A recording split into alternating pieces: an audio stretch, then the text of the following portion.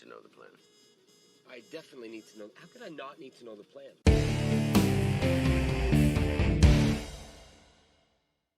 Mason and Bernard journey to New York City to steal the Citadel X Case from Manticore Headquarters before it's too late. Later, Mason learns that a figure from his past is still alive, and he risks everything to find them. Hello, entertainment enthusiasts. This is Ray, and this is the Fandom Realm, and today I am reviewing episode number 2 of Citadel. As always, spoilers abound, so just be aware. Now, gotta be honest, I pretty much liked the first episode, and I think usually when they drop 2 episodes like this, those 2 episodes go together, and these have been rather short episodes, or at least the first one was. The second one, man, it's under 40 minutes, so I think these go together pretty well. Last time on Citadel, in the series premiere, Citadel agents Mason Kane and Nadia Singh investigated a potential nuclear threat, only to find out the entire situation was a trap laid by Manticore, a powerful crime syndicate dedicated to creating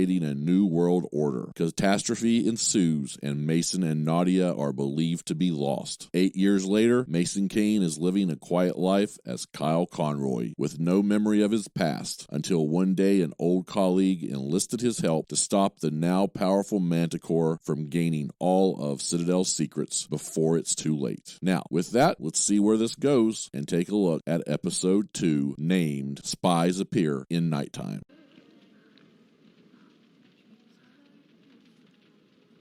Okay, so Nadia is alive.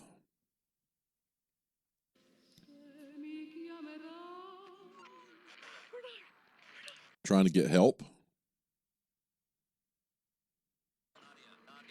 Do you hear me? I've initiated backstop. We have 2 Okay, so backstop is erasing their memory.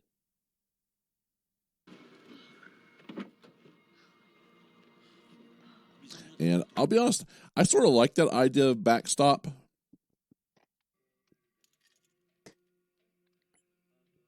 It sort of gives this a little bit of a sci-fi type element as well.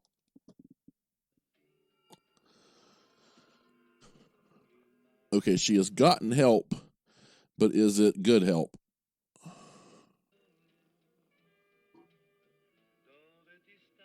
She's all decked out in like the god's clothes.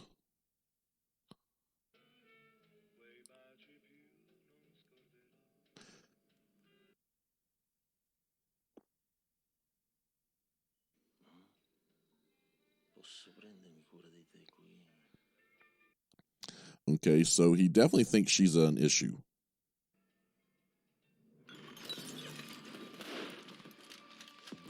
Boy, that was fast.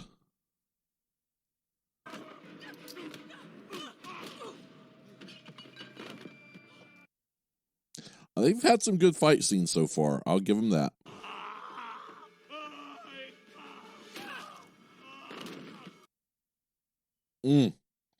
Boy, that's tough right there.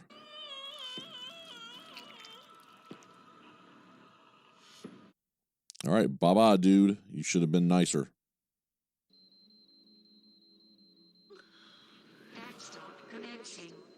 Okay, so we're going to do the backstop now.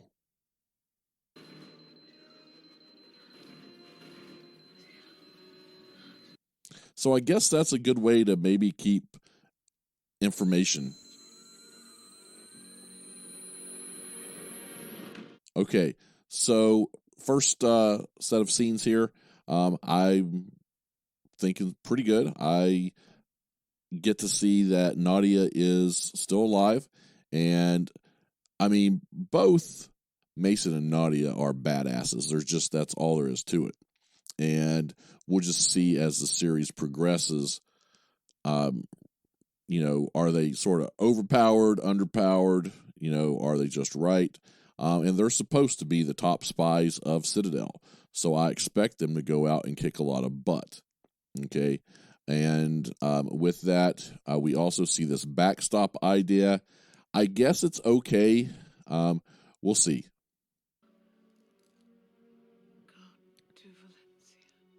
Okay, very smart there, writing herself a note because she knew she was going to forget.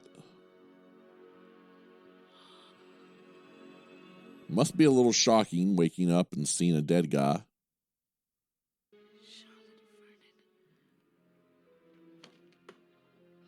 Okay, I missed that getting that passport in the first watch. Okay, so we're back to 8 years later. A spy. You're a spy. All right, and we have figured out all the spy info here. You can't even remember to put the toilet seat down. Now you're Jason Bourne. He had recordings of me as another person. You're Jason Bourne. Joe. We're not telling her. Do you understand? I wonder what that's all about right there. We get this case back. I get to keep you and Hendricks. That was a little bit on the suspicious side.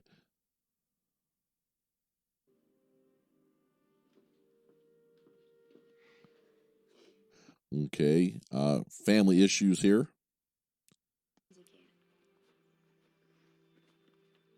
I love you.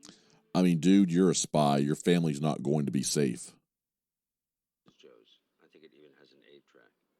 Be safe. You too? All right, there's still something way suspicious there.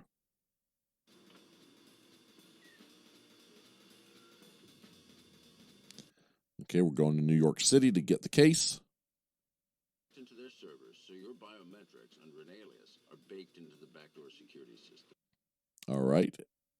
Of course, that's a spy thing to do. You don't need to know the plan. I definitely need to know. How could I not need to know the plan? I agree. I think he needs to know the plan. All right, nice and steady. This is the easy part. Says the man with the seat heater on. Okay. I'm going to mention the music in a minute.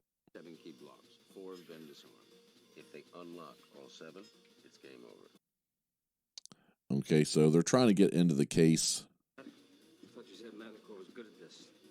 And just like that, you're being followed. The case ends up being all of the collection of all of Citadel's information.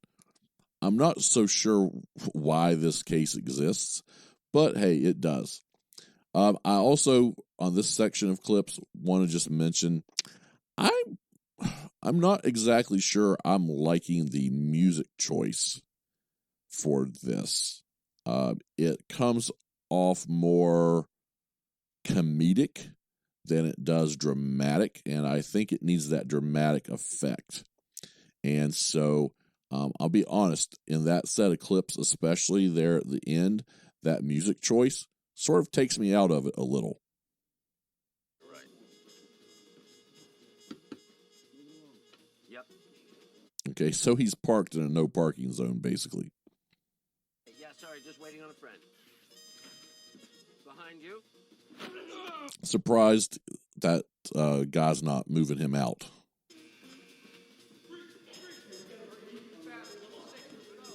Okay, so he has the case.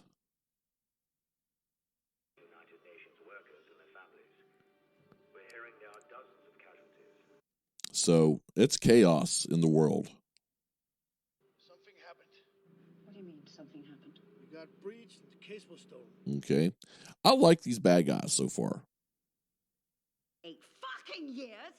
Everybody puts a bounty on my head if I don't fix it. Okay, so she's like the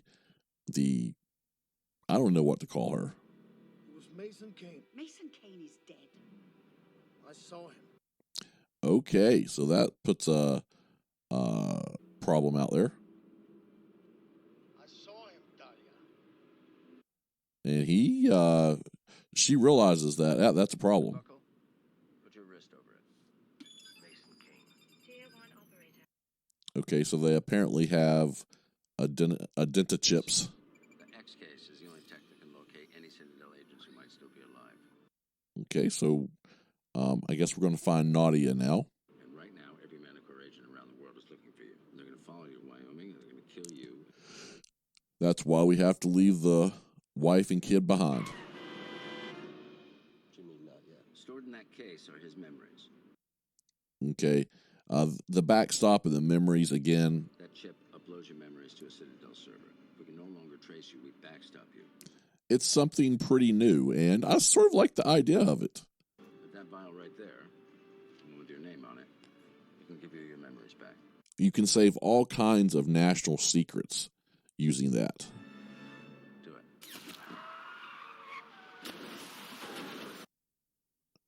Oh, no.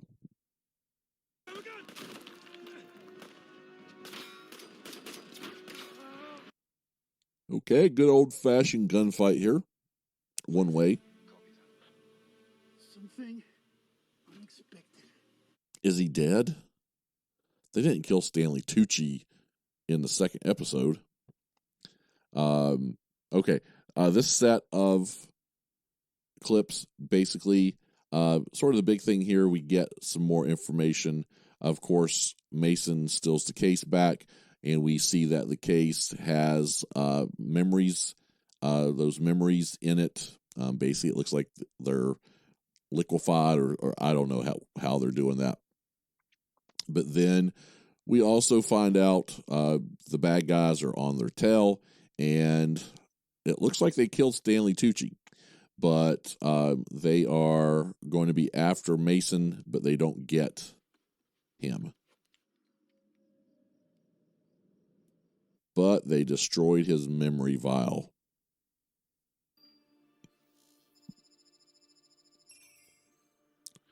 Okay, we have traced Nadia Singh.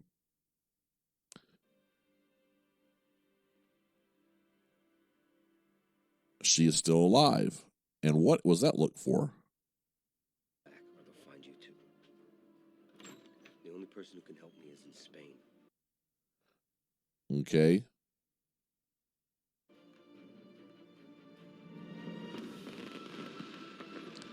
What's going on with those shots there? It's just peculiar.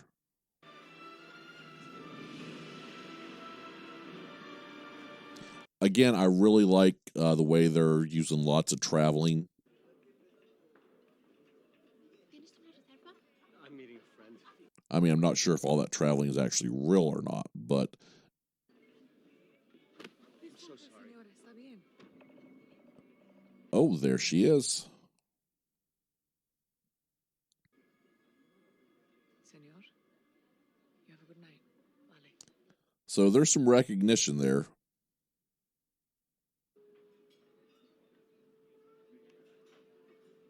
Not here. Okay, who does she think he is, I wonder? What are you talking about? I didn't kill him. He was dead. I'm not the police. Oh, now I'm putting two and two together second time through. Bernard Orlick. Manticore. The X Case. Any of that? She thought he was there because of the dead body, the guy she killed 8 years ago. You were on that train with me. No. You were a spy, like me. Yes, you are, Nadia. Past you through that door, and if you touch me, I'm gonna scream. Okay? Catch. Well, definitely not the same reaction he had. I'm backed up. Nadia Singh. Tier 1 operator identified. Okay, that's interesting.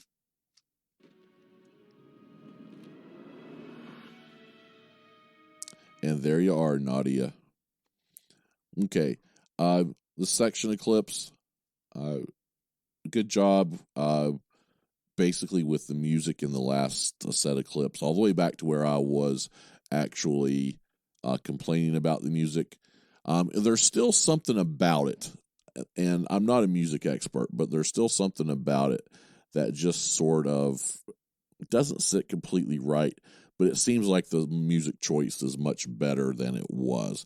It doesn't have that comedic feel to me, and this is a serious situation, just like it was before, but they have changed it over to more serious, and I still, though, don't know exactly what it is. Ron, that was a warning shot. Give me the case. It's yours. It's all yours, buddy. Take it. Okay, so a Manticore, I guess. I have seen you before. In a dream. Okay. It's not really a dream. Not your fucking thing. At least I don't think so. Stay down. And the bad guys have shown up.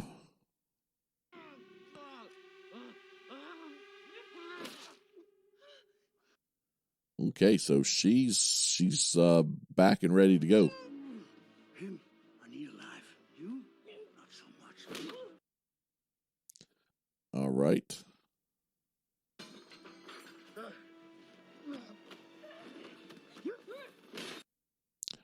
I'm going to talk about those fight scenes in the break. Stay dead.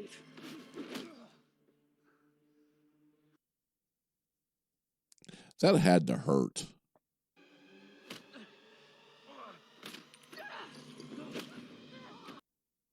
Wow. That's a nice hit.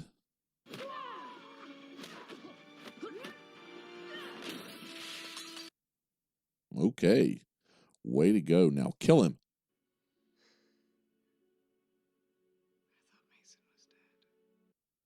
Guys, you've got to kill the bad guys when you get the chance.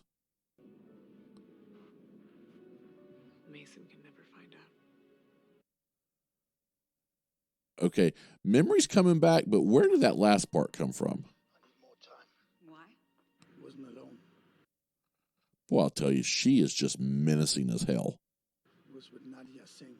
How's this possible? The fuck is going on? That has to be a very bad feeling. I want Kane here by nightfall. Yes, ma'am. To find out you thought you were good to go, and now the top 2 agents are still alive. Citadel secrets we can extract from you in the meantime. Okay, who's this? It's always nice to reconnect with an old pal, isn't it, Bernard?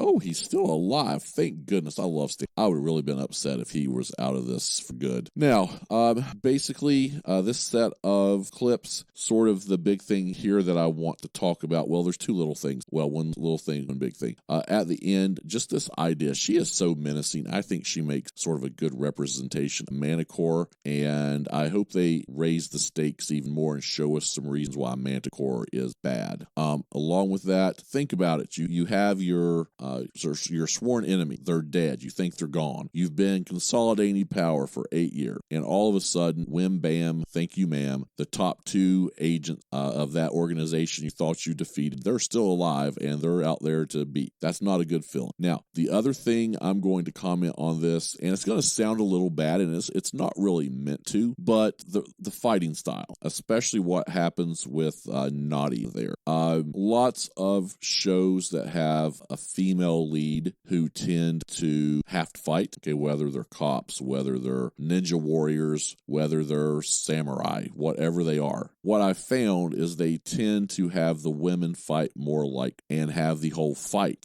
work out like a fight of 2 guys, except for a guy versus a girl. And problem is that is not really how a lot of fights are going to work. And I like the brutality of the fights. And I'm not out here saying I want to see brutality against women. That's just the way these fights movie, I think, would work out in real life. When he's picking her up, the bad guy's picking her up and basically choking her and slamming her into a desk or a table. Those are things that are going to happen. You're not just going to see, even in a guy versus guy battle, really 2 guys just punch it out, okay? Normally what's going to happen in a fight is one person's going to take it ground. And we don't see that a lot in movies just because we don't want to watch that, just to be honest, okay?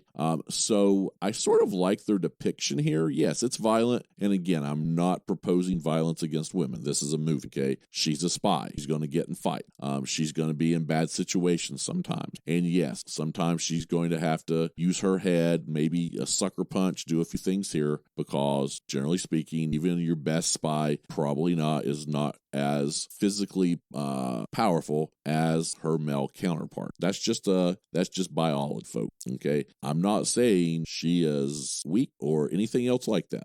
So don't take that away from what I'm saying. Okay, now that was a little bit of a long ramble, but I'm glad they're sort of playing with showing how difficult a fight can be for Nadia. Okay, now with that ends our recap portion. Right now I'm going to review, and basically my reviews are talking about ups and downs of the episode, positives and negatives, and sort of rambling on about what I saw. So I want to do that for a few minutes here, and I don't want this to drag on too long, but let's talk about, first off, let's hit the negative, okay? And there's really only one negative, and I'm going to tell you, and I mentioned it already, the music, it's just a little peculiar for a spy show. It's not all that intense. moments it's more comedic. It's like they're trying to, the tone just doesn't seem to match what we're trying to convey. Okay, I keep thinking Austin Powers is going to pop up somewhere because of the tone of it, and so that's not really what this show is about. So I don't know. It's just something that's bugging me, and especially in some situations, it just sort of takes me out of. Now, there is a lot I did like about this. I'm loving their fight scenes. I've already mentioned that. I'm not going to go into a lot of detail about it. There is quite a bit of action that is good. Too many spy shows have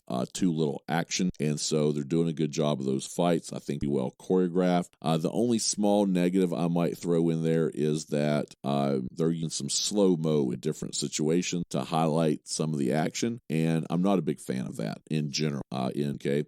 So far, I like the casting of Nadia and Mason. We haven't really seen them together much yet, so we don't know exactly what their chemistry is going to be. They've got a backstory. They've definitely been together and romantically, and so I'm going to be interested to see how that works out, especially now that Mason is married and has a daughter, and what's going to happen to them. That's going to be important. Another big up for me is our British ambassador, who is evil to the core. She's sort of the spokesperson for and coordinator, I guess, Manticore, and she just gives me the creeps, just honestly. And so I love great villains. We'll have to see exactly how good she ends up being. If you listen to any of my reviews, you may have heard me say the good guys are only as good as the bad guys are bad, and so they've got to show why they are bad. Okay, we're not quite to that yet. This is only a 6-episode series. Okay, so we're through the first 2 episodes now, so we're basically through that first act of the series, and so we're going to see where they go. But it looks like, so far, I'm like a bad guy. They've got to do some really bad stuff. Okay, that's just got to happen, and we've got to see what kind of plan they have. Another positive, I've mentioned this a little bit too, is I love the globe spanning. Okay, I like it that they're going all over the world, and we're taking sort of time jumping out for the most part. Now, I do think it's interesting that they got the case. Manticore got the case, and he was in Italy, and then all of a sudden back in New York. So he went to Wyoming, to Italy, New York, and basically all in the span of time that he, especially Italy, New York, all in the span of time they couldn't figure out how to get that case. So I guess there is a little bit of the time issue going here, but it doesn't feel as severe as a lot of shows that have a lot of where timing does matter, to be honest. And the only other thing which I'm going to say is a positive, is they didn't actually kill Stanley Tucci, Bernard. Okay, I love his character. He seems to play this character in some sort of the tech guy in the CIA intelligence agent that has sort of all the answer, and I enjoy that. Okay, another small positive is I really do like the take on the backstop for the brain in their brain, so that if you are the spy agent controlling them, you can erase their memories and they can't give up the organization's secret, and it just leaves them basically blank. They don't remember any. At first when I watched the series or the first 2 episodes, I actually thought the amnesia was because of the train wreck, but the amnesia was actually cause of the backstop. It does add to me a little bit of sci-fi to it, and it just adds a little bit of a new nuance to what's going on in the series. It makes it a little different than other spy type series, things like Night Agent, Crew, things like that, and so I appreciate that. Now, with that, I'm going to talk about a grade here. I'm trying to get away from giving grades to episodes, but I will generally say I'm very positive about this episode. If I were giving a grade, I would give it probably in the B range. I think there were a lot of positives, very few negatives, and overall, I enjoyed watching the episode. I especially enjoyed the fight scenes, and then when Nadia and Mason were together. So we'll see what happens as we go go forward. Now, with that, guys, as I bring this episode to an end, I do want to ask you to please subscribe to the channel. I actually probably in the next couple of days will be going out and putting another video out. I have a goal to get 400 subscribers by my birthday on June 11th, and I know it's a stretch, but I want to set a high goal. So please, guys, subscribe to the channel, comment below, and smash that like button. I hope everybody's enjoyed this episode. Have a great day, and I'll see you next time on the Fandom Realm.